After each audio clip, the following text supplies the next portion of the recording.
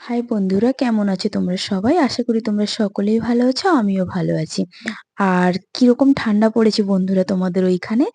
তো যাই হোক, ঠান্ডা যতই পড়ুক খাওয়া-দাওয়া তো করতে হবে। তো সেই মতো আমিও আমার ছাদ বাগানে এসে আজকে একটু লাউ শাক হারভেস্ট করে নেব। আমি আজ পর্যন্ত ছাদে যতবার লাউ গাছ লাগিয়েছি বন্ধুরা, এই ফার্স্ট টাইম আমি লাউ শাক হারভেস্ট করেছি। এর আগে আমি একটাও লাউ শাক খেতে পারিনি, কারণ গাছগুলো একটু বড় হওয়ার সাথে সাথেই ২-১ টা করে গুটি চলে আসতো।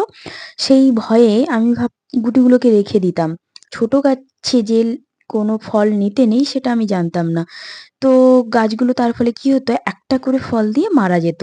তাই আমি লাউ শাক কখনো খাইনি। আর আজকে এই ১ম আমি ছাদ বাগানে লাউ শাক হারভেস্ট করলাম। তো এইটুকু শাকেই আমাদের হয়ে যাবে। আর এদিকে আমার একটা কিচেন কম্পোস্ট দিয়ে যে মিষ্টি কুমড়োর গাছটা উঠেছিল, সেই মিষ্টি কুমড়ো গাছে একটা কুমড়ো হয়েছে।